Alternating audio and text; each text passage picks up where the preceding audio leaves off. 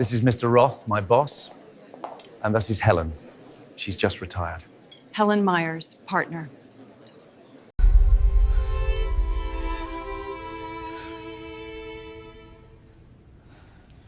Partner?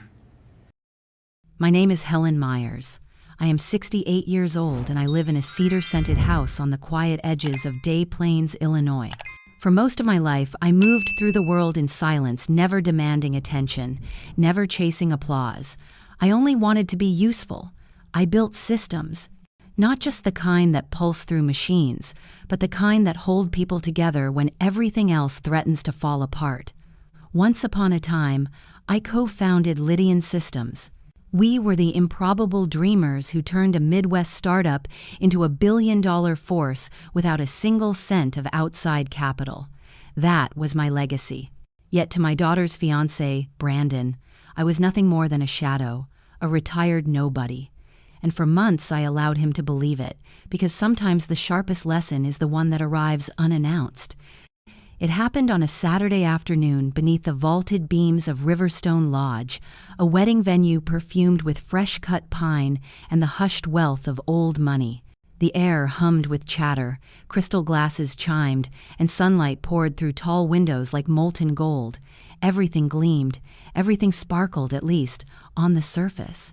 I stood at the edge of the reception room, my eyes resting on the hydrangeas Laura had chosen, blue and white, the same colors that once framed her baby blanket. Funny how memory sneaks back when no one is watching. Then I saw him. Brandon, quick-stepping across marble floors, each stride too loud, too eager. And beside him walked a man in a navy suit, silver hair gleaming, presence carved in quiet authority. I knew that walk before his face came into focus. Alan Roth, CEO of Lydian Systems, my former colleague, my one-time protege, and now the man Brandon was desperate to impress. Brandon arrived with his signature grin, polished, practiced, the kind that fools a crowd but never a trained eye. "This," he announced, pressing a proud hand against Alan's back, "is Mr. Roth, my boss, one of the greats." Then, with a shrug as casual as a blade slipped between ribs, he added, "And this is Helen, my fiancée's mom. She's just retired. Keeps things simple these days. Just retired. Keeps things simple." I didn't flinch. I didn't blink. I simply inclined my head. Quiet, polite. And then Alan's eyes found mine. In less than a heartbeat, I saw it, the recognition, the shock, and then something warmer, deeper. Awe. He extended his hand with purpose, his grip steady as an anchor, and then a chuckle. "Helen Meyers," he said. "God, it's good to finally see you again, partner." Brandon's smile cracked, his brow knitted. The word partner landed like a grand piano in a silent room. "Partner," he echoed, his voice hollow. Alan looked from him back to me, confirming what he already knew. "We built Lydian Systems together," he said. Matter of fact, everything you stand on now, that's her foundation. The shift was instant. Conversation slowed. Forks hovered mid-air. Even the violinist faltered, bow frozen above strings.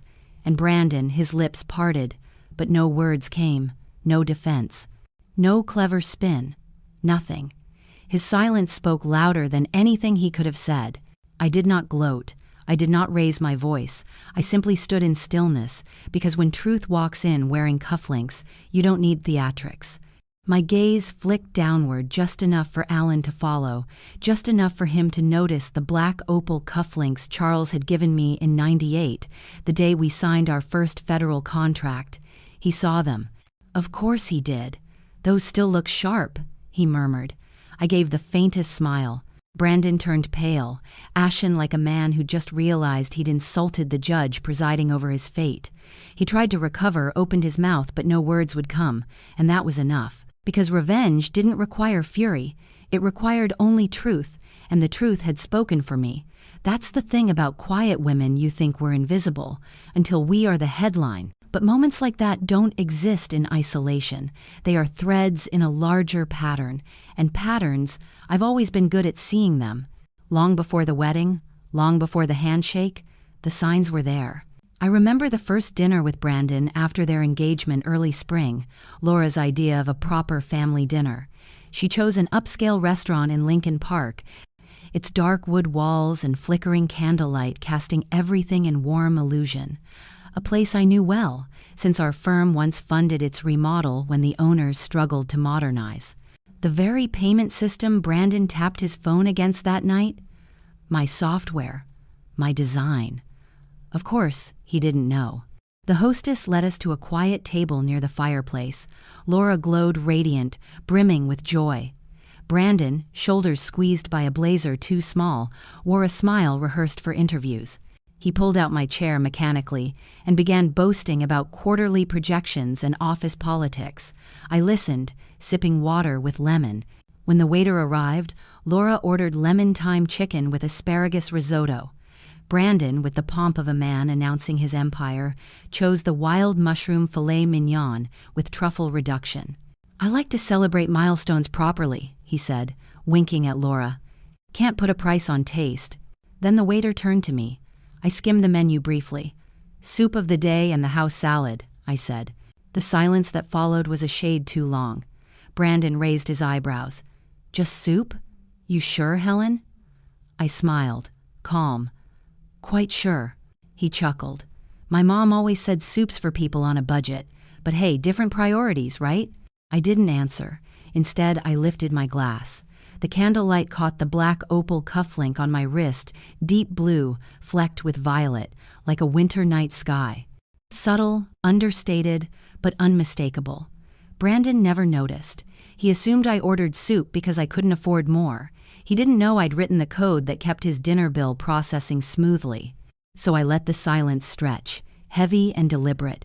He filled it with chatter margins, markets, sales trends, desperate to prove his worth, but only on his terms. He mistook restraint for weakness, simplicity for lack, quiet for irrelevance. He didn't understand that sometimes power wears soft cotton and orders tomato bisque. Laura tried to change the subject, asked about my tulips, which had bloomed early that year. I smiled, told her so. Brandon nodded absently, his eyes scanning the room, sizing up other men, their watches, their wealth. When the food arrived, I stirred my soup slowly, letting its warmth flow through my hands. Brandon carved his steak with showmanship, glancing at my plate with a smirk. "Minimalist. That's trendy now, right?" I met his gaze, said nothing. Because sometimes silence cuts deeper than sarcasm. And sometimes, yes, soup is enough. Later that evening, Laura walked me to the car. The wind was cool and she pulled her coat tighter. "Did you enjoy tonight?" she asked softly. I nodded. It was illuminating. She looked at me, eyebrows drawn. "Mom, you're not upset." "Are you?" I touched her hand. "No, sweetheart, I'm not upset. Not at him, not anymore. Because I've learned something in my years. When someone shows you who they are in a small moment, believe them." Brandon showed me, and I listened. Not with words, but with silence. Brandon never asked me what I did before I retired. Not once. He asked if I liked gardening. He asked whether I needed help setting up my new phone. He even asked what store I bought my shoes from. "They look comfortable," he said, as if that were a compliment. But not once did he ask me what I built my life around, and I never volunteered. The answer? It's not that I was hiding. It's just that I learned over time that people who only look at the surface don't deserve the depth. One afternoon, not long after the dinner at Lincoln Park, Laura came by for tea. She brought a basket of honey scones and that concerned wrinkle between her brows. I knew that look. It was the same one she had as a child when she'd broken my reading glasses and tried to tape them back together with pink glitter stickers. We sat in the kitchen. The light was soft and golden, pouring through the linen curtains. The kettle whistled, gently as I poured hot water into 2 porcelain cups, mine with violets, hers. With daffodils, a matching set, a wedding gift from a friend who'd long since passed. Laura stirred in honey, then looked up at me. "Mom," she said, "can I ask you something?" I nodded. "Always." She hesitated. "Why don't you ever tell Brandon what you used to do?" I smiled gently. I've been waiting for this question. Because, sweetheart, I said, if someone only sees what's visible, they're not ready for what's hidden. She didn't reply right away, just sat there looking into her tea like it held some kind of answer. I think he'd understand if he knew, she offered. I shook my head slowly. If he had the eyes to understand it, he would have asked.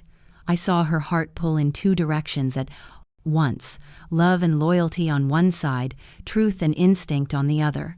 People think silence is avoidance. It's not. Silence is clarity. When Charles died, I stepped down from everything. I'd spent 3 decades helping him build Lydian systems, building algorithms, running operations, managing teams, solving crisis no one ever knew existed. We were a team. He was the dreamer. I was the anchor. When his heart gave out one cold January morning, I felt the axis of my world shift. I made one final boardroom appearance the following month. Then I packed up my office, declined all advisory positions, and walked away. Not because I had nothing left to give, but because I needed to learn how to be me without him. The tech world doesn't know what to do with widows, especially ones who still have power. I chose quiet, and in that quiet, I rebuilt a life. After we finished our tea, I invited Laura upstairs. I don't often take people into my study. It's not a secret room, but it's personal, intimate, a place not meant for performance. The door creaked open to reveal soft yellow light, a wide oak desk, and a tall wooden cabinet with brass handles. The cabinet was Charles's idea. He had it custom-made from reclaimed church pews in Iowa. Said it was worthy of the weight it would carry. Inside, everything was labeled, filed, preserved. 3 patent certificates in my name, 1 federal grant approval with my signature beside the department seal. The original partnership contract between Charles, myself, and Alan Roth, and a faded photo of the 3 of us standing in front of the garage where Lydian Systems was born. I was wearing a sweatshirt 2 sizes too big and holding a soldering iron. Laura stepped closer. Her fingers hovered over the photo, then rested on the edge of the frame. I remember this, she said softly. I think I was 4 when this was taken. You were napping in the back seat, I replied. She turned to look at me, something shifting in her expression. You kept all of this? I nodded. Some stories don't need to be retold, but they should be remembered. She swallowed. Do you miss it? I paused before answering. I miss building something that mattered, but I don't miss needing to prove I belonged. Outside the window, wind rustled through the maple trees. Laura stepped back from the cabinet, her hands folded in front of her. She looked smaller somehow, or maybe just softer. Do you ever wish people knew? I met her eyes. The people who need to know do. Brandon didn't. And that told me everything I needed. She didn't argue. She just nodded slowly. Before she left that day, she looked back at the study. I hope one day, she said, someone asks about this, and I hope I can answer like you. I reached out and squeezed her hand. You will, I said, but first you have to decide what you'll let them forget. It was one of those quiet mornings that made you grateful for knees that still worked and tomatoes that still ripened. The kind where the dew lingers just a bit longer on the leaves and the soil crumbles warm in your palm. I was in my garden as usual, my hands deep in the crushed dirt, gently pressing a young tomato plant into the earth. My back it did, but there was something healing in planting life with your own fingers. After David passed, this garden became my chapel, my confession booth, my refuge. No judgment here, just sun, soil, and slow patience. Then came the sound of a car door slamming. I straightened slowly, brushing dirt from my knees.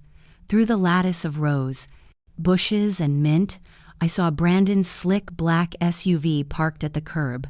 Out stepped my son-in-law, looking like he had stepped out of a catalog, all polished loafers and smug efficiency. He walked toward me, carefully avoiding the stepping stones like they were landmines. The smell of lavender and compost hit him, and I watched the corners of his mouth twitch with subtle disapproval. He didn't belong here, not in this world. of slow-growing things. "Morning, Helen," he said, holding out a cream-colored envelope. "Thought I'd drop this off myself." I took the envelope without opening it. The weight and texture told me what it was before I even looked. Wedding. Invitation. Embossed. Likely overpriced. "Thank you," I said, soft and measured, wiping my hands on my apron before motioning toward the porch. "Would you like some iced tea? I brewed it fresh this morning." He hesitated. No, I've got a meeting soon." Of course.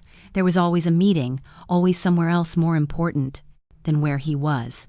He glanced around the garden, his gaze lingering on the trellises heavy with green beans and the neat rows of herbs I'd cultivated over the years.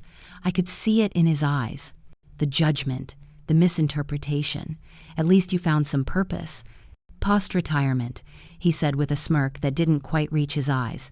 It was meant as a jab, a dismissal dressed in civility. He thought he was being clever. I didn't flinch. I just smiled and replied, "The garden's been good for me." He didn't understand. He wasn't meant to. He tapped his car key against his palm. "Laura mentioned you used to be in tech or something. You must get bored out here." I tilted my head slightly, pretending to think. "Not really. Watching things grow is more satisfying than watching graphs." He laughed politely, then glanced at his watch. "Well, enjoy the tomatoes.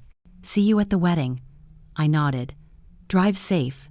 He turned and walked off, his loafers crunching gravel. I stayed rooted to the spot, watching until his SUV disappeared down the street. The air settled again. Quiet returned. Faithful.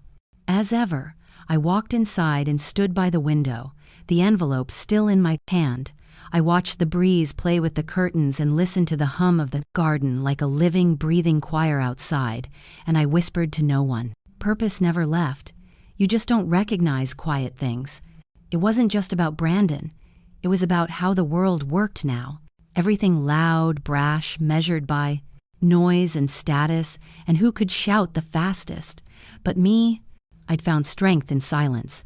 There was power in not correcting him, in letting him assume, in the way I served tea without defending my past, my choices, my identity. He would never know that the chair he sat on during last Thanksgiving, the one that never wobbled, was engineered by a woman he thought was only good for planting basil. He would never know that. The POS system used in his finance firm's cafeteria still paid me licensing royalties. That the quiet things in his life were in part built by the woman he couldn't bother to ask about. I looked down at the cufflink I had left on the kitchen table, the one with the black stone, the match to the one David wore the day he proposed. Brandon didn't notice it when he visited last time. No one does. But it was there. Like purpose, like truth, unmoving, quiet, waiting. And I, the widow in the garden, was just getting started. I always knew Brandon had a performative streak. He didn't just want things to be good. He wanted them to look good, sound good, appear impressive to all the right people. And no event fed that hunger better than the wedding he was planning with Laura. It was early spring when I first overheard him mention the Riverstone. I was sitting in the sunroom sorting seed packets while Laura and Brandon stood in the adjacent dining room with papers scattered across the table, pamphlets, pricing sheets, vendor, cards. The glass door between us was slightly ajar. I didn't intend to eavesdrop, but I also didn't move. "The Riverstone Hotel," Brandon said, tapping at the glossy brochure as if it were a sacred scroll. "It's the only venue that makes sense." Laura's voice was softer, hesitant. "It's extravagant." I thought we were leaning toward the coastal garden place, something more intimate. Brandon gave a short, flat laugh. "Babe, come on. You don't invite Alan Roth to a wedding at a garden center." The name sliced the air like cold wind. Alan Roth. I paused, fingers still in the envelope of basil seeds. Laura said nothing, just the light clinking of teacups as she cleared 2 mugs from the table. "I want him there," Brandon continued. "We're finalizing that investment deal next quarter, and if he's impressed with the way I handle personal logistics, he'll take the leap, and that man doesn't leap easily." I could almost see him rehearsing this, pitch in a mirror somewhere. "Does he even know you?" Laura asked, a touch of annoyance slipping in. "He knows enough. And by the time he sits through a paid wedding at the Riverstone with the kind of guest list we'll have, he'll remember me." There it was. It wasn't about the wedding. It wasn't about the love. It was about the deal, the optics, the ego. My heart didn't ache. It didn't even flinch. I'd spent too many years in boardrooms not to recognize the scent of ambition when it thickened the air. Still, as I listened, a strange chill ran through me. Not because Brandon was calculating. No, I already knew that. But because Alan Roth had once been part of my world, I had gifted Alan that very watch Brandon now wore, the brushed steel Peck Fipe with the deep navy face and moon phase dial. It was a gift to mark the IPO back when Alan was my co-founder, my partner in nights spent coding and days spent deflecting venture capital vultures. Brandon didn't know, of course. He wore the watch like a man flaunting a prize without knowing what it had cost. Later that evening, I passed by the hallway mirror and caught a glimpse of myself. My face, framed by silver curls, held no surprise, only a stillness I'd learned to wear like silk. But I paused and looked closer. My lips formed a tight smile, not of joy, but of recognition. A ghost of my younger self flickered beneath the surface. In that moment, I realized how time doesn't always blur things. Sometimes it sharpens them. At dinner, a few days later, I saw the watch again, its polished face catching in the chandelier light as Brandon raised his wine glass. He was discussing the seating arrangement for the wedding. "I think Roth should be at table 1, he said casually. "You know, center stage. He'll be seated next to that guy from the equity firm. It'll show him we're serious players." Laura glanced at me quickly, then looked away. "Sounds like a business conference," she murmured. Brandon smiled, not picking up on the tone. "Exactly." He turned to me then, flashing his white teeth. "Right, Helen? The Riverstone's got that old W world charm, doesn't it?" I met his gaze and nodded. "Serene." "It does," I said, "though it's only impressive if you know what's behind the brupling walls." He blinked, unsure if I was making a point. I let the silence settle between us. That night, I went up to my study and opened the antique wooden cabinet. It creaked faintly, as if aware it was rarely disturbed. Inside, neatly stored in acid-free sleeves and embossed folders, were the remnants of a life Brandon never thought to ask about. Certificates, patents, founding documents, the original prototype sketch for our company's first algorithm, still drawn, in smudged pencil on lined graph paper. On the top shelf sat a photograph, Alan, myself, and 3 other colleagues laughing after our first round of series. A funding. I was wearing a red blazer. Alan had his arm slung casually over my shoulder. I closed the cabinet carefully and sat down in the leather chair by the window. I thought about purpose. Brandon thought it was something you retire from, something you trade in for gardening tools and soup orders and guest room quilts. He didn't know that purpose, once found, never truly leaves you. It simply waits quietly, patiently for its name to be called again. And if no one bothers to ask your name, that's fine.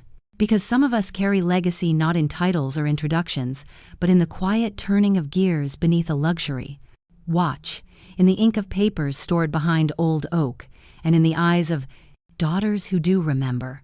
The wedding plans would continue. The guest lists would be printed. The Riverstone would be booked. And I would be watching not to intervene, but to remember. And when the time came, because time always comes, I would speak, but only once, and only when it mattered. There's a drawer in my study that hasn't been opened in years. It's the middle one, the one with the brass handle, slightly crooked from when Brandon was 8, and yanked it too. Hard trying to find colored pencils. I'd left it alone for so long, letting the dust settle over it like a forgotten story. But this morning, after his visit, I felt something pull at me. A quiet nudge, a whisper, maybe. I sat at my desk, reached out slowly, and pulled.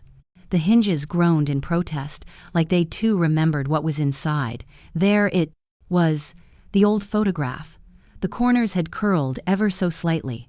I held it between my fingers like it was made of glass. It was me and Charles, standing in front of the garage that started it all. Lydian Systems hadn't been a company.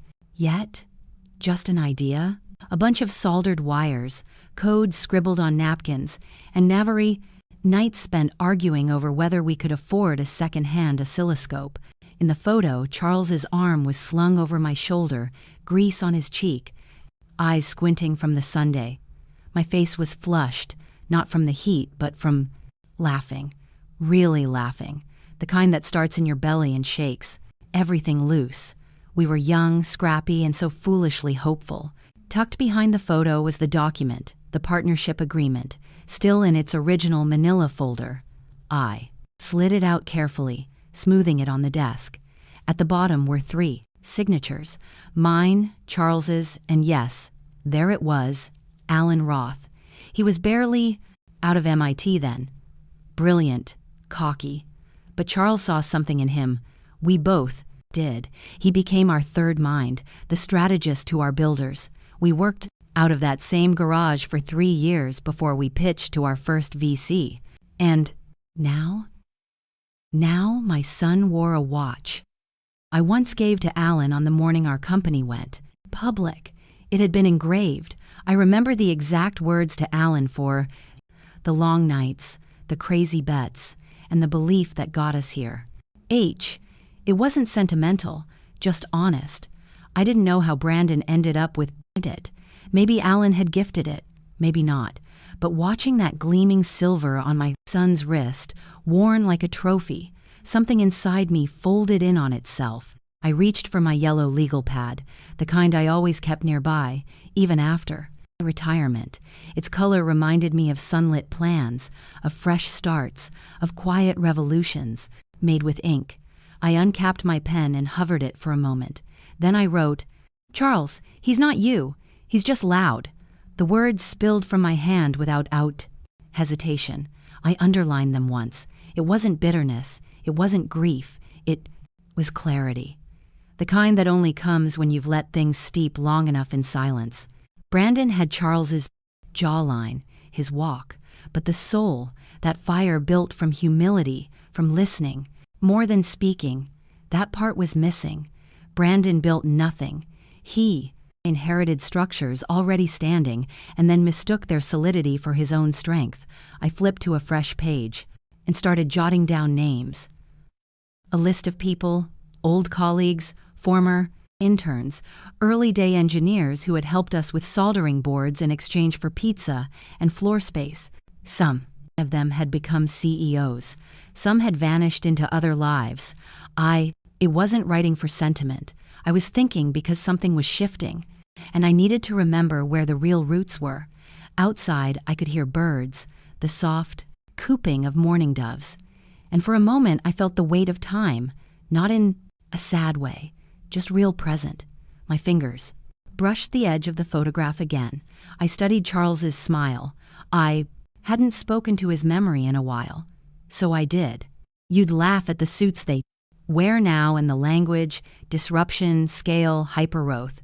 Remember when we just wanted to build something that didn't crash every hour? My voice caught a little. I laughed through it. Brandon thinks legacy is a thing you display, I whispered. But you and I, we knew better. We knew it's the things you plant and walk away from the shade others get to sit under. The drawer was still open. I placed the photograph back inside carefully, but left the agreement on the desk, not to flaunt, not to prove anything, just as a reminder of how it started, of who I'd been, who I still was, even if no one asked. I didn't need a stage. I'd never needed a spotlight.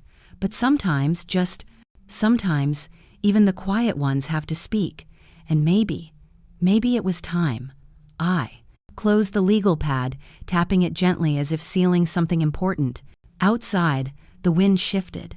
The tomato vines swayed like they were listening. Brandon showed up with Laura on a Sunday afternoon. He didn't text first. He rarely did anymore. I heard their SUV pull up while I was tending to the hydrangeas near the gate.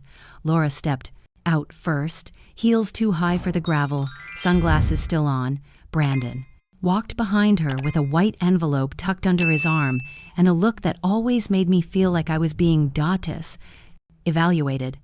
"Mom," he said, not quite smiling, "we brought something for you." I dusted my gloves off and motioned toward the porch. Lemonade's cold. They followed me. In. Laura brushing imaginary dust from her dress, she looked around my house, like it belonged in a museum. Once seated, Brandon handed me the envelope. I opened it slowly. Inside was a glossy trifold packet with the heading-style recommendations for the Riverstone ceremony. Beneath that, someone had written in marker, "We suggest muted tones, structured lines. Avoid flashy patterns or anything overly casual. Think polished, understated, elevated." And at the bottom, in Brandon's handwriting, this helps everyone stay on theme for photos. Roth has classic taste. Laura chimed in with a smile too sweet to be genuine. "We're working with a stylist just to keep everything cohesive." "It'll be beautiful," Brandon added. "It's important to present the family well." "Mr. Roth is traditional." I nodded once. Yes, he island. The silence that followed was almost kind. Laura flipped through her phone. Brandon reached for his drink. I excused myself and walked back to my bedroom, taking the envelope with me. I sat at the edge of the bed and exhaled into my hands. Then I opened the closet. There, in a cloth garment bag, hung a suit, charcoal gray, tailored decades ago. The stitching along the inner lapel bore 3 embroidered letters, HMC, and my initials back when the world still called me Helen McCarthy, long before I became just Mom or the widow. That suit was made by Hawthorne and Blake, a small tour in Boston known only to a few. Charles had the whole leadership team fitted there the first year Lydian went public. He said, we built this from scratch. Let's look like we did." I remember laughing when the tour said, "You'll outdress half the men on Wall Street." And Charles responded, "She already outthinks them." I hadn't worn it in years, but it still held its shape like dignity does when left untouched. I reached for the jacket, ran my fingers along the buttons. Real horn, not plastic. Beneath the lining I'd once sewn a tiny charm, a sliver of hematite for grounding. It was an old Irish tradition my grandmother swore by that day. I didn't cry, but something settled in me. They thought they were helping. They thought I needed help knowing how to blend in, but I had no interest in blending into a family portrait staged like a performance. I had no desire to be rebranded as the quiet matriarch seated in the back row of someone else's version of legacy, because I knew where legacy started. It started in garages, in burnt coffee, and sleepless nights, in letters of incorporation signed on a kitchen table, with Charles, Alan Roth, and me, all using the same pen because we only had one that worked. They could dress it up with florals and string quartets and photo backdrops all they wanted, but I had already attended the real ceremony years ago, the one where the foundation was laid and the ink was still wet. Back in the living room, I returned with the suit slung gently over my arm. Brandon looked confused. "I appreciate the suggestions," I said, laying the garment on the armrest, "but I've already chosen." He stood up. "You sure?" "Mom, we really want the aesthetic to be unified." "I know," I said softly. "And this," I patted the lapel, "was designed for exactly that." Laura tilted her head. "It's beautiful. Where's it from?" "Hawthorne and Blake, Boston." I smiled. It was part of a tradition, one reserved for Lydian's founding team, the first official year. Custom fits for every leader. Brandon blinked. "This suit," I added, stood beside Charles when he rang the bell at the stock exchange. It sat across from Roth when he signed the first expansion papers. I didn't have to say the rest. I saw it land. He looked down at his shoes, then back at me. "I didn't realize you kept all that." I smiled again, smaller this time. "Some things keep themselves." Laura said nothing for once. The quiet that followed wasn't awkward. It was necessary. Brandon gathered the empty glasses and carried them to the kitchen, maybe out of habit, maybe out of guilt. Laura stood to follow but hesitated. I watched them leave. Later that evening, I took the suit back to the bedroom and laid it out on the brass bed. I fetched a small brush from the drawer and cleaned the shoulders with care. Then I opened my legal pad, flipped past pages of notes and sketches, and jotted down a new line. Pride doesn't always roar. Sometimes it just wears a suit and waits. I circled it, then underlined it once, twice, and left the pen uncapped. Beside it, the tomatoes were ripening faster than I expected this season.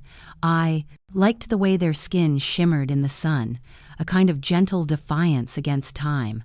I was bent low, clipping the stems with quiet precision, when I heard the soft crunch of gravel behind. "Tell me." "Mom," Laura's voice, gentle but tight, around the edges. I stood and turned, brushing dirt from my gloves. She looked out of place in the garden, wearing a crisp cream blouse and those of very Fowler in ours. Ballet flats, she always said, were practical elegance. Her arms were crossed, not quite, confrontational, but certainly braced. "I figured you'd be out here," she said, glancing at the rows of basil and cherry tomatoes. "It's where I do most of my thinking these days," I replied, offering a small smile. "What brings you over?" She hesitated, then sighed, stepping deeper between the rows, careful not to disturb. "The soil. Why don't you stop this charade?" she said quietly without looking at me. I let her words hang in the air. The wind was moving through the rosemary bush behind her, scattering its scent into the sun-warmed air. "What charade, sweetheart?" I asked softly. She finally met my eyes, the smiles, the nodding along. "You know what Brandon's doing? What this whole wedding is really about? And yet you keep playing along like it's normal?" I looked down at the pruning shears in my hand. I could feel the old ache in my round fingers again, arthritis from years of gripping and holding and working. I took my time before I spoke. "What do you see in him, sweetheart?" I asked. Not sharply, just honestly. Laura looked startled. She blinked once, then tilted her head. "He's ambitious. He gets things done. He has plans and direction." I nodded slowly. "He certainly moves with conviction." She crossed her arms tighter. "Is that your way of saying he's manipulative?" "I didn't say that," I said. Then after a pause I added, "But I do think you see him as someone who can carve paths where others hesitate, and that's a bad thing." I stepped closer, resting the shears on the edge of the raised bed. "That depends. When someone stands in his way, what does he do?" Laura frowned. "He pushes, sometimes hard, but he doesn't mean to hurt anyone. He just believes in outcomes." "Outcomes," I repeated, the word tasting metallic in my mouth. She bit her lower lip. "He's not evil, Mom. You're painting him like a villain in your head." I shook at my head gently. "No, Laura, I'm not painting him as anything. I'm asking you to look. Really look." There was a silence between us, then, layered with wind and the distant sound of someone mowing grass down the block, she sat on the old stone bench, near the rosemary, the one Charles and I had dragged home from an estate sale 20%. "Years ago. Why now?" she asked finally. "Why start asking these questions now, so close to the wedding?" I crouched again beside the tomato vines, plucking a sun-warmed fruit from the stem, because I didn't think I needed to. "I thought you'd seen it for yourself already, and if I have," she whispered, "if I've seen it and chosen to keep going anyway, then that's your choice," I said gently. "But choices have companions. They come with weight, and sometimes with..." Silence. She looked at me sharply. "You mean yours?" "No," I said. "I mean his." Laura dropped her gaze. Her voice was smaller when she spoke next. "He told me he asked Alan Roth to come to the wedding." I stood slowly. "Of course he did, because he wants to show him he's capable." I tilted my head. "Or he wants something from him." She looked up at me, her eyes searching. "What is this really about for you, Mom? Is it just that you don't like him?" I smiled softly. "Sadly, I don't need to like him. This isn't about tea parties or preferences. It's tact, about how people treat power, about whether they think it gives them the right to mold others to their will. And you think Brandon does that? I think I said carefully that he doesn't know the difference between influence and love, and I think you might not either. Not yet. Laura was quiet for a long time, the kind of quiet I used to hear in her when she was 10, sitting on the porch after a bad grade, pretending not to cry. She used to need time to process things slowly. Never reactive, just deep. She stood finally, brushing off her skirt. "You're not going to stop me, are you?" "No," I said. "I'm going to be there in my seat, wearing what you asked," smiling. "When the music starts." She gave me a confused look. "But I won't be quiet forever," I added. "And if there comes a time when your heart says it needs to be heard, you'll know where to find me." Laura looked down. Again. She nodded just once and turned toward the gate. I watched her walk away, her posture a little less sure than when she'd arrived. I returned to the tomatoes. The sun had shifted, casting a long shadow across the rosemary bush. I thought of Charles, how he used to say, "Pride doesn't always shout. Sometimes it just stays." I hoped Laura remembered that, because pride isn't always arrogance. Sometimes it's simply refusing to abandon what you quietly know to be true. I woke early that morning. The house was still, the way I always liked it, that sacred stillness before anything had a chance to go wrong.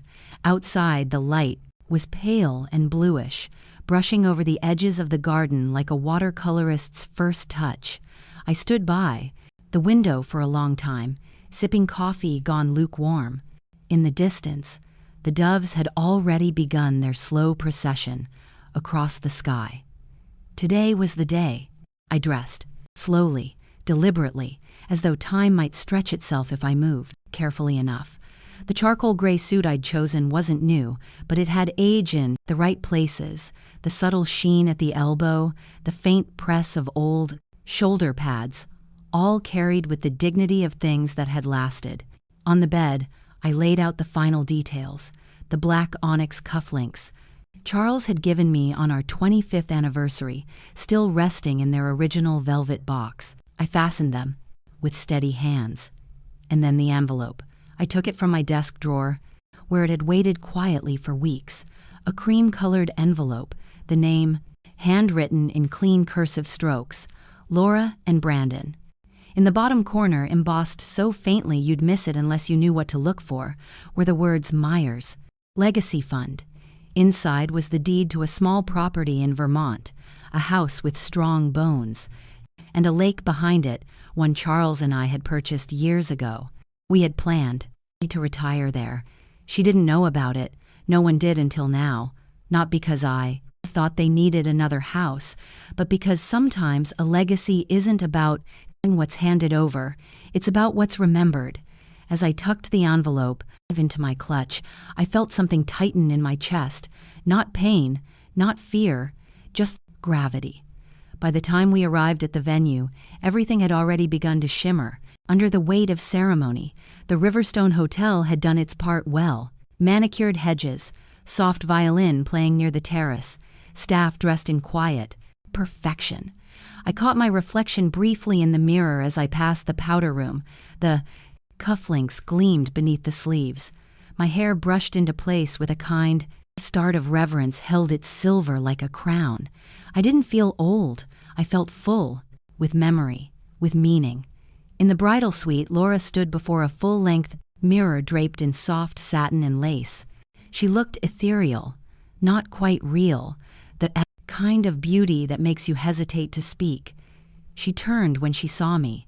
There was something in her face that stopped me. Not coldness, not hesitation, but distance. A polite detachment that hadn't been in there when she was a girl and used to climb into bed beside me just to fall asleep, listening to my breathing. "Hi, Mom," she said, smiling. "You look sharp." I smiled back. "So do you." She turned toward the mirror again, adjusting the veil slightly. The room was full of motion, stylists whispering, someone fussing over her bouquet, the soft clink of champagne glasses, but in The middle of it all, we were an island, still unspoken. "Do you need anything?" I asked. I hesitated, just a flicker. "No, I'm good," I nodded. Then slowly, almost instinctively, I stepped forward and offered my hand. She looked at it for a second, perhaps surprised, but then placed hers in mine. It was a ritual we had done 1,000 times before, crossing the street, getting on escalators, late-night hospital visits, but this time it felt final. We walked that way to the edge of the aisle, where the soft piano chords had begun. The guests rose. Hundreds of eyes turned.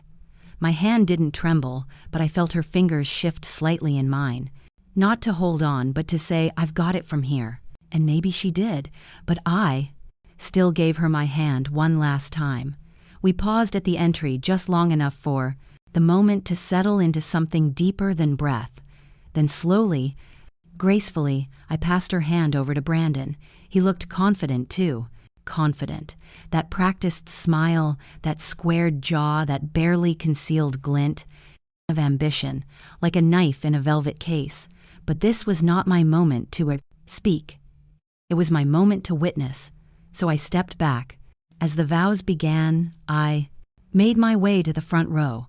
I sat still, hands clasped, eyes dry. Not because I wasn't moved, but because I'd learned long ago that tears don't always serve you in public. Next to me, someone whispered, "She looks beautiful." I nodded, but my mind had already drifted, not to dresses or flowers, but to the envelope tucked neatly away, and to the house by the lake, to the future. I had quietly rewritten just in case her pride ever turned into regret, just in case her ambition ever left her stranded, just in case someone who claimed to love her forgot what real love looked like. The ceremony ended with applause and camera flashes. People rose to head for cocktails, but I sat for a moment longer, staring at the arch of white roses where my daughter had just stood. And I smiled, not because I trusted him, but because I trusted her, the part of her that was still mine, the part that remembered long walks in the rain and Sunday pancakes and stories whispered after nightmares. That part would return someday. Until then, I'd wait.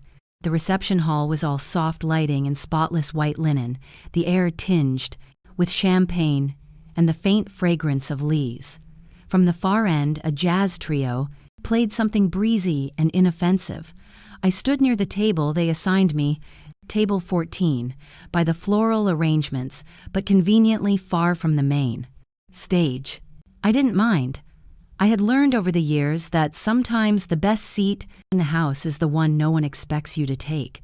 I just sat down my clutch, small navy, the same one I used when Charles and I attended Roth's annual board dinners. When I caught sight of Brandon weaving through the crowd, his hand was pressed gently but insistently on the back of an older man. There was something sharp in Brandon's smile, practiced like a campaign handshake before the cameras clicked. As they came closer, the man's profile became clear. Alan Roth. Hair a little whiter perhaps, shoulders less, square than I remembered, but unmistakably him. The same man who used to argue with Charles until 2 inches the morning about modular systems and scalable ethics, then send us wine the next day as if to say, "Still friends." My heart beat a little slower, not faster. Slower, as if my whole body were bracing itself. Brandon reached my side, still gripping Roth's back, as if afraid the man might float away. "Mr. Roth," he began with that voice he used in every elevator pitch I'd overheard. "This is Helen, just Laura's mom, retired, keeps things simple." I turned my face to them and smiled gently. Roth's gaze landed on to me. At first, there was confusion. Then, like the slow burn of a fuse reaching the charge, it shifted. Recognition. He took a beat longer than necessary before, offering his hand. When I reached for it, his grip was firm, familiar. Then, he said, loud enough for nearby tables to catch, but soft enough to feel intimate. "Helen Meyers, the only one in the room I'd trust with. A budget and a battlefield." The words didn't come with ceremony. They came with memory. Brandon froze. The practiced smile faltered, then faded entirely. He blinked once, then again, as if his brain couldn't compute the overlap of worlds. I could almost hear the wires crossing in his head. Budget, battlefield. Roth kept holding my hand. "You still wear Charles's cufflinks?" he noted with a small, respectful nod toward my sleeves. He always said black onyx grounded a room. I see he was right. I smiled softly. "He'd be pleased you remembered." Roth leaned slightly forward, warmth in his tone. "I never forget the people who helped me build Lydian, especially not the ones who carried the weight when the others dropped it. I didn't respond right away. I didn't need to." The silence between us said enough about old wars, late-night negotiations, the broken coffee machine we all hated, but refused to replace because Charles insisted it taught patience. Brandon cleared his throat. "Wait, I'm sorry, Mr. Roth. You know each other?" His voice cracked halfway through. Roth tilted his head, amused. "Know her?" Brandon Helen built Lydian's West Coast operations while juggling a toddler and a husband with pneumonia. You ever try setting up 6 supply chains across international waters during a port strike? She has. Twice Brandon's face was now the color of unpolished porcelain. His jaw tightened just slightly, micro-expressions he hadn't yet learned to hide. I didn't gloat, but I also didn't rescue him. Roth's voice lowered now, just between the two of us. "I still remember that. Garage on Cyprus. You, Charles, and the first server rack that looked like it. Was welded by optimism alone. That rack ran for 6 years," I replied, smiling. Charles taped a fortune cookie to it that said, "The future is not a mystery. It's a blueprint." Roth chuckled. And he was right. Brandon's eyes darted between us like he was watching a play in a language he'd never learned. "Anyway," Roth finally said, gently releasing my hand, "I just had to say hello. And thank you." I inclined my head. "The thanks goes both ways." He smiled and began to turn away, then paused, looking over his shoulder. "Oh, and Helen," he added, "we could use your eyes again. Strategy, not day-to-day. If you're ever bored of retirement," I offered a polite chuckle. "If I get bored, you'll be the first to know." As Roth melted back into the crowd, shaking hands and laughing with younger men in sleeker suits, I turned to face Brandon, fully. His lips were pressed thin. No smile, no words, just that sharpness in asked. His eyes now dulled into something else. Uncertainty. In that moment, he wasn't my daughter's polished fiancé or some rising star in venture circles. He was just a boy who'd underestimated the wrong woman, and I didn't have to say a single word to prove it. Brandon stood there blinking as though his mind were short-circuiting. His lips parted, then closed again, and then finally, You're the Helen Meyers." His voice cracked slightly on my name, not with reverence, no, not yet, with fear, a delayed realization clawing its way into the room, dragging 100 unspoken consequences behind it. Before I could answer, Alan Roth placed a steady hand on Brandon's shoulder, his own voice composed and resolute. "She's the Helen Meyers," he said, not looking at Brandon anymore, but turning to face me with something bordering on solemn respect. And with that, the air in the room changed. Not in a dramatic, cinematic sort of way, but in a deeper, more reverberating silence. A silence that spreads like ink in water, controlled, unignorable. I felt every gaze slowly begin to shift. Faces that had been politely indifferent at first now turned with recognition, or confusion, or in some cases a quiet reverence that only comes when legends are no longer abstract. I didn't speak. I didn't need to. Brandon's mouth opened again, but the words failed to come out. He looked like someone who had stepped onto a stage thinking he knew the script, only to realize the story was never about him. Not even remotely. I tilted my head ever so slightly, a gesture so minimal that it might have been mistaken for a nod or a dismissal. I didn't plan it. It just happened like breath. Then, from just beyond the circle of the closest tables, a man stepped forward. Late 60 seconds, maybe early. 70 seconds, balding, his tie slightly askew, but his posture told me everything. Before he even said a word, he recognized me. He didn't ask. He didn't hesitate. He simply walked up to me and said, "Miss Myers, I interned in regulatory with Lydian in '94. You probably don't remember me." I looked into his eyes, pale blue, softened with time. "But I remember you," he added, his voice almost reverent now. "You were the reason we had policies. You were the reason we had people who stayed." There was a moment of pause. He extended his hand, not in assumption, but in hope. I shook it, and then without further preamble, he bowed his head. Not a dramatic theatrical bow, just a gentle dip of acknowledgement, of gratitude, of humility. I felt something swell in my chest. Not pride exactly, something quieter, older grief maybe, for the years lost to silence, but also grace. Behind him, a few others began, murmuring. Another woman, one of the venue managers perhaps, whispered something to her colleague and glanced at me with sudden recognition, like a long-lost puzzle piece clicking into place. Brandon hadn't moved. He looked shell-shocked. His eyes darted from Alan to me to the man who bowed and then back to me again.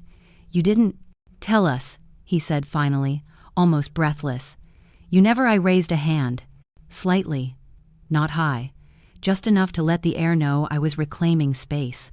"I didn't think it was relevant," I said, my voice calm. And that was the truth. Not a weapon, not a performance. Brandon, in his meticulously curated suit, stood there completely unraveling. I could see him recalculating everything. Conversation. Every glance. Every patronizing remark he'd made in the past. 2 years. Every time he assumed I didn't understand.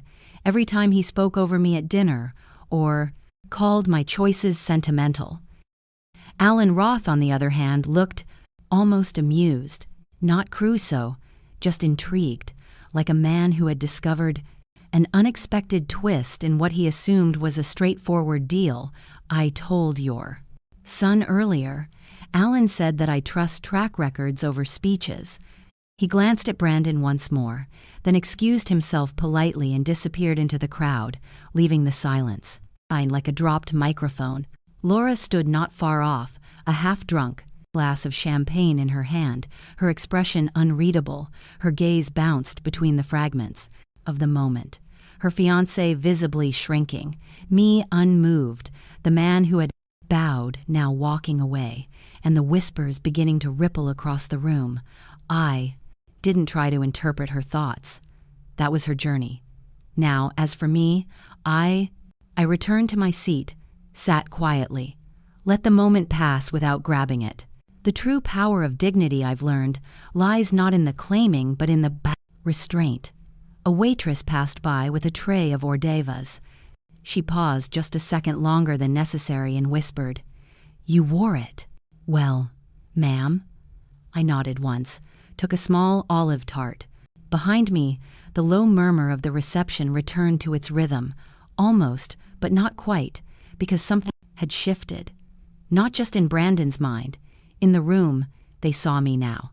Not just as Laura's mom, not just as a retiree who wore sensible shoes and smiled, gently, but as someone who had built something quietly, consistently, without demanding acknowledgement. And that kind of legacy speaks for itself. Sometimes, the loudest thing you can say is nothing at all, and that was enough. The clinking of glasses faded into a hum, the music soft and pleasant, and the guests scattered across the reception hall in little pockets of laughter and celebration. I sat quietly near the back, hands folded neatly in my lap, watching as Laura drifted through the room like a vision. A new bride, a woman beginning a sesquier life. She looked radiant. She always had. But now there was something new in her expression, something thoughtful, a flicker of restraint beneath the joy. I caught her eye across the room. She paused. Then she moved toward me. We stepped outside together, onto the stone terrace behind the ballroom. The evening air was cool and tasted, faintly of champagne and magnolia. The golden haze of the setting sun rested gently on Laura's shoulders. She turned to me, her expression unreadable. "Why didn't you tell him earlier?" she asked. I didn't need her to clarify who him was. We both knew she meant Brandon. She meant Alan Roth. She meant the room, full of people whose laughter had choked into silence when the name Helen Meyers turned out not to be a simple footnote in a wedding program, but a presence. I met her eyes, calm and steady, because how he treated me before knowing was the answer. She didn't respond right away. Her lips parted slightly, then closed again. She looked down at her hands, fidgeting now, with the ribbon of her bouquet, the petals trembling with each movement. I feel like I should have known," she whispered. "I should have seen it. I'm not stupid." "No," I said gently. "You're not. But love has a way of making even the clearest signs blur." Laura shook her head, more frustrated with herself than with anyone else. "He made me believe you were just content with being small. I never questioned it. I thought you preferred the background." I smiled just a little. "I did sometimes, but not because I was small." A silence settled between us, soft and heavy.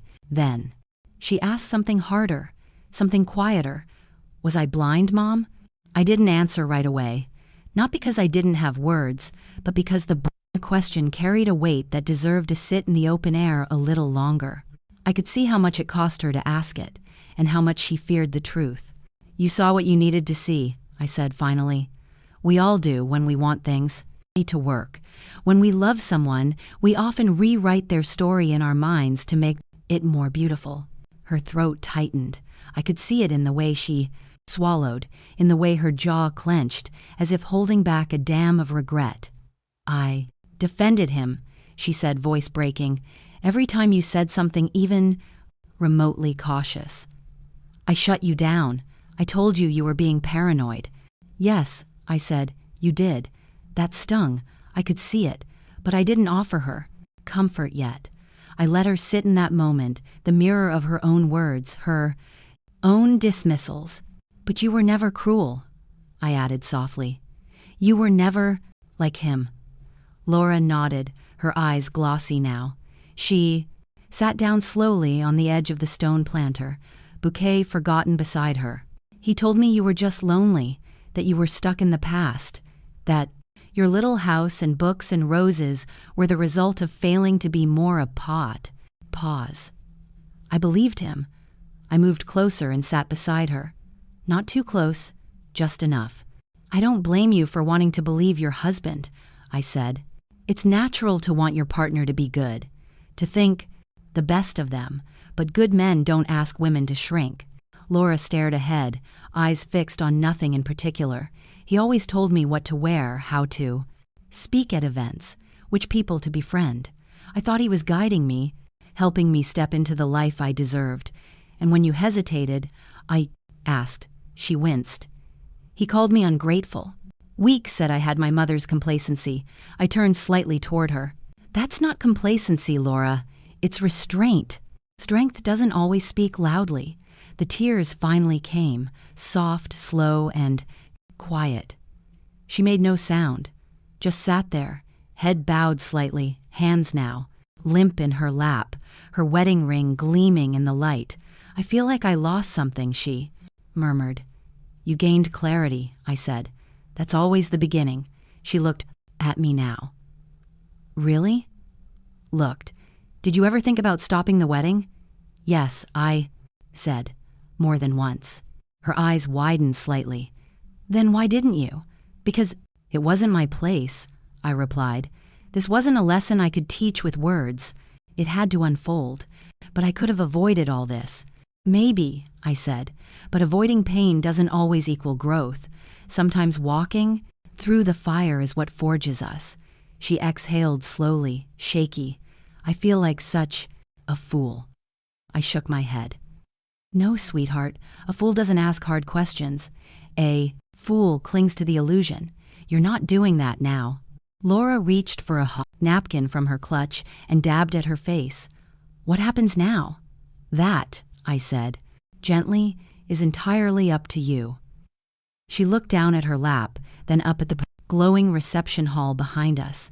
The flicker of lights, the laughter distant now. She was no longer fully inside that world. Something had shifted. "I want to be different," she whispered. "I want to grow into someone you'd be proud of." I touched her hand. "I've always been proud of you. Even when you couldn't see me, I saw you." And for the first time, at that day, she leaned into me, not as a child seeking comfort, but as a woman seeking truth. "I don't know how to begin," she said. "You just did," I replied. The wedding had ended. The champagne flutes were drained, the confetti swept, and the last of the photographers had packed up their lenses. All that remained now were the thank you cards, the memories, and the envelopes. I had chosen mine with care. Navy blue, thick paper, the kind you feel before you read. Inside, I'd placed a simple check. $50,000 made out to Laura Meyers. Not Laura and Brandon, not Mr. and Mrs., just her name. Bold, clear, and in cursive that still bore the sharp precision of years of drafting contracts and signing foundations into existence. I left the envelope on their gift table, angled slightly forward, tucked under a pale ivory ribbon. I didn't wait around for them to open it. That part wasn't mine. 3 days passed before the call came.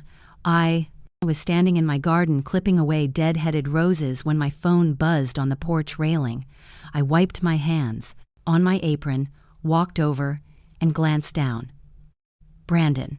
I let it ring once, twice. I could have let it go to voicemail, but there was something about silence that already said enough. I answered, "He." "Helen?" His voice cracked just slightly. We got your gift. Thank you." I didn't reply. I let the pause breathe. "There's just one thing," he continued.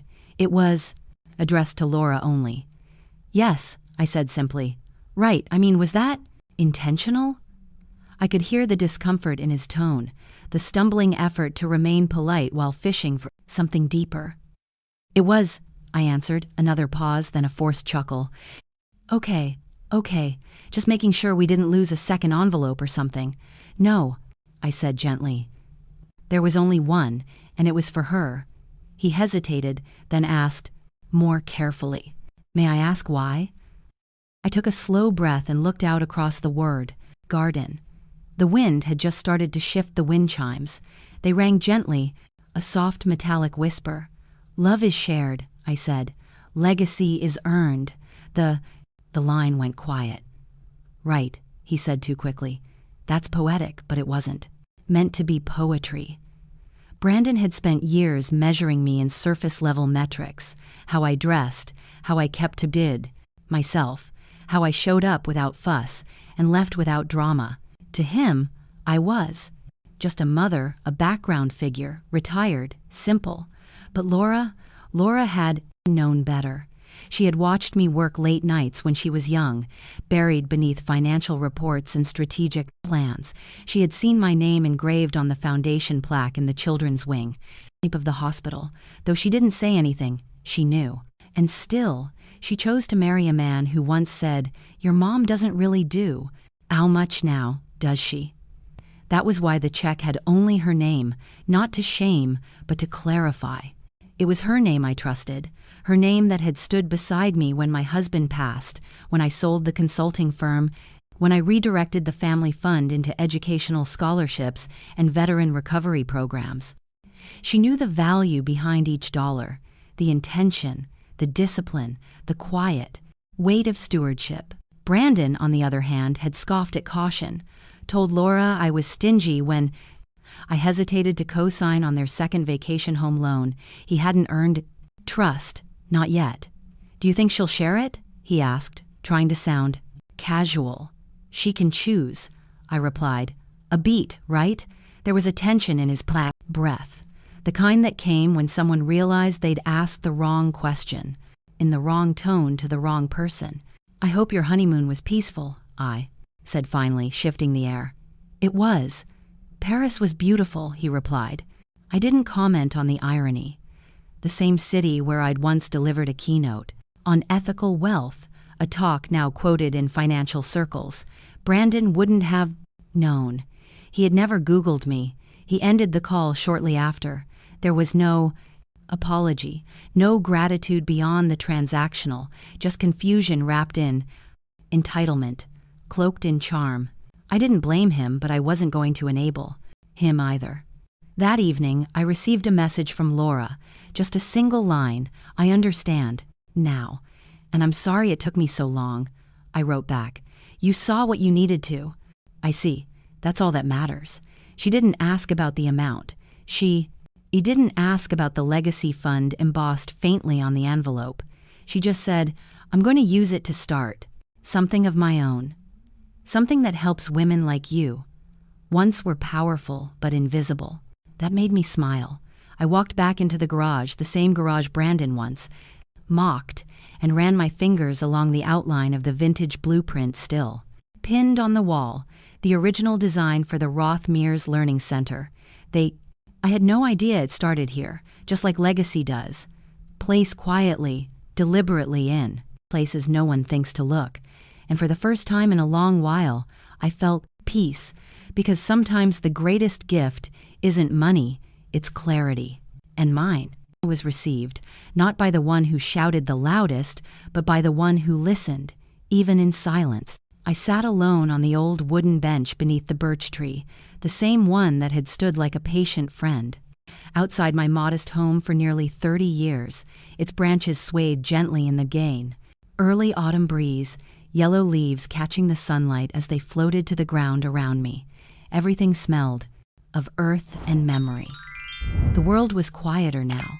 No wedding noise, no applause, just the gentle rustle of the leaves and the occasional chirp of a bird passing by.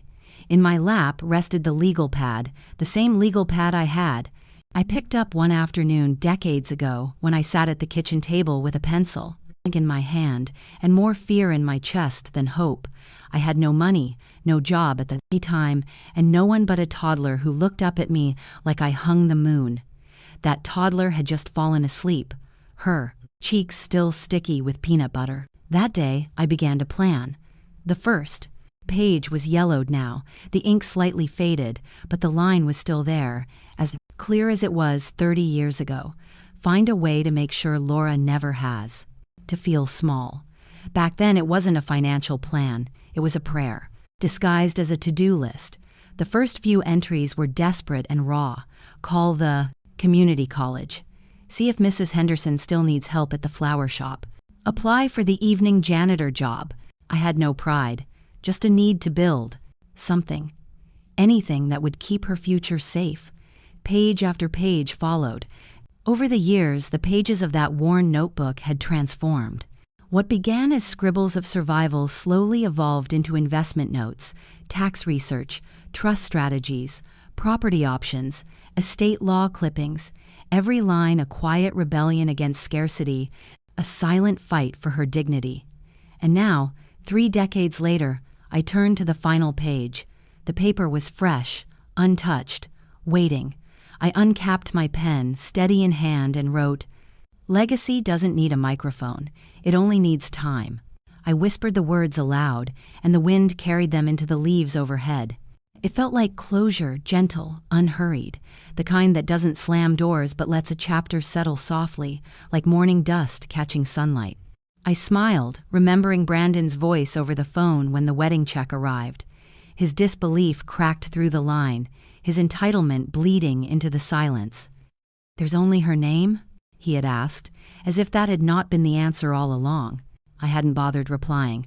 The bank had mailed him the note instead, a small card tucked beside the check, my handwriting steady and sure. Love is shared. Legacy is earned. No threats. No explanations. Just truth. I leaned back on the bench beneath the birch tree I had planted when Laura started first grade. Back then, it was a fragile twig with 5 trembling leaves. Now, its branches stretched wide enough to cover half the yard. Shade built over time, just like peace. This was a piece of life I had built, not bought. The world still mistook power for microphones, red carpets, and black tie introductions. But I knew better. Real power endures quietly, without spectacle. It waits, And eventually, even if it takes years, the world notices. A sharp giggle broke through my thoughts. I looked up. A little boy, no more than 6, came stumbling down the sidewalk with a red toy airplane raised high in his hand. His joy was weightless, uncontainable. Behind him, his mother pushed a stroller, waving as she spotted me. "Hi, Miss Helen," the boy shouted mid-laughter, nearly tripping over the birch roots. "Hi there, Toby," I called back, chuckling. He dashed off again, chasing the wind, chasing flight, as if joy itself had wings. And maybe for children it does. His mother smiled once more before turning the corner. I had watched her grow up, helped her with algebra, delivered soup when her baby spiked a fever. Years ago, she whispered to me, "You're the safest grown-up I know." And now, her son ran past my tree as though it belonged to his world too. Not because of money, not because of grandeur, but because I had stayed. Stayed kind. Stayed consistent. Stayed present. The notebook pages fluttered in the wind, landing gently in my lap like a reminder. Even the smallest plans, held long enough, can grow roots. I closed it, wrapped the elastic band tight, and slipped it into my canvas bag. Its work was finished. A gust rose, leaves spinning into the air. I lifted my face, eyes closed, breathing deeply. I didn't need applause. I didn't need the world to reintroduce me. I had already won. Not because I became Helen Meyers, but because I had remained Helen whole, steady, free beneath a birch tree that kept my secrets like a friend. And in that moment, as the leaves danced, I felt something unexpected. Not vindication, not triumph, but grace, the kind that comes only after a long journey, when you finally understand that being seen was never the point. Being real was. The house was quiet when I stepped inside. The late afternoon light spilled through the blinds like a reel of old film. I made myself chamomile tea and carried it to the back room, where a wooden chest rested under the window. Its lock had never been changed. Inside lay fragments of a life rarely spoken of. I opened it. Folded neatly inside was a dark navy vest, still crisp from the dry cleaner's starch. Tucked into the pocket was a single cufflink, just one. The other had been lost in Afghanistan. This one had survived with me through every interview, every boardroom standoff, every closed door where my voice was doubted before I even spoke. I held it in my palm, the metal warming slowly against my skin. It wasn't jewelry, it was history, legacy, service, the stillness before strategy. My husband had given them to me before my first Pentagon panel. "You won't need to raise your voice," he told me. "Just sit steady, they'll hear you." And they did, even when my own son would not. I placed the cufflink back in its groove, folded the vest again with care the way I used to fold his uniforms when he came home. The lid shut with a soft click. I let it rest in my lap for a long breath before reaching for the phone. One ring, Alan speaking. "Hi," I said quietly. "It's me." His voice softened. "Helen." We didn't rush. Neither of us needed to. Because silence, real silence, wasn't absence. It was armor. It was breath between storms. "Thank you," I whispered, "for not saying too much." He paused. Then calm and steady as ever, he answered, "Sometimes silence is the lesson." I closed my eyes. I could still hear the echoes of applause in that wedding hall, still see Brandon frozen in place as truth unveiled itself. He once called me a retired nobody. He was wrong, but not because I needed him to know it. I needed myself to know it, and I did. After hanging up, I placed the chest back beneath the window, light slanting across it like a curtain closing on a stage. Then I walked to the living room, picked up the notepad I used for unsent letters, and wrote my final line. He called me a retired nobody. But I was never just retired, and I was never a nobody. I smiled, because that's the secret of silence. It gives you time to remember who you are, not who the world insists you should be. So, to anyone who has ever been underestimated, told you were too old, too quiet, too done, or too much, I see you. We are not finished. We are not invisible. We are not nobodies. We are the ones who raised the loud ones. We are the ones who stayed silent so others could shine. We are the ones who built legacies in the quiet, not for applause, but for meaning.